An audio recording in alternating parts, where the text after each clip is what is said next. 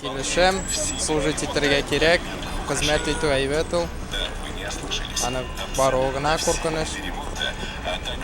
Аны бер барып кайткач, күңелеңдә дә рәхәт булып кала. Служить итү, исеңдә дә истәлек ул. Сугышка бару, ансы инде ул һәр кешенең үзеннән торадыр инде. Барган кеше барыр инде. Хезмәт итсәм үзем, военный морской флотта. Если смотреть вот на нынешнюю обстановку в мире, то есть такие опасения, что будет война, и кроме нас, нашу страну никто не будет защищать. Үз илеңне, үз гаиләңне сакларга ул һәр ир-атның бурычы дип саныйм. Шуңа күрә минем әтием дә хезмәт итте, абыйларым да хезмәт иттеләр. Шуңа күрә хәзерге яшьләр дә барыр иде дип уйлыйм. Мин дә шулай уйлыйм.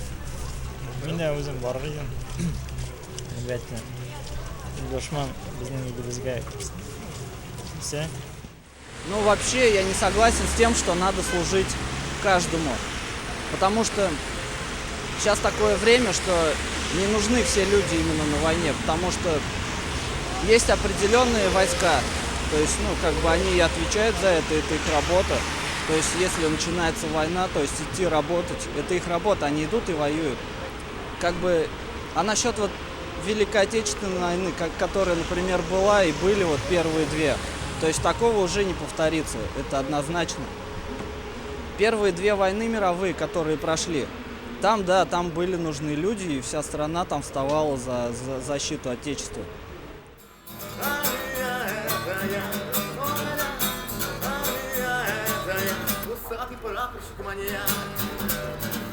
Я думаю, если начнется война, то в любом случае все, кто считает себя мужчинами, они в любом случае будут защищать свою родину. Поэтому хотя бы, я не знаю, или чтобы ввести обратно военные кафедры, чтобы у людей была возможность, не отрываясь от учебы, получить хотя бы какие-то начальные знания военной подготовки. И в случае какого-то военного конфликта иметь возможность служить. Праздник День защитника Отечества. Многие отмечают его, получается. Служат мало, а отмечают многие. А в принципе в армии служить, наверное, должно быть большинство. Но, например, Израиля, он имеет положительное место.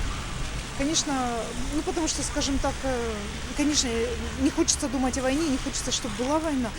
Как-то быть готовым к защите своего государства должны быть, мне кажется, все. Потому что когда ты не подготовленный, ты слабак на самом деле.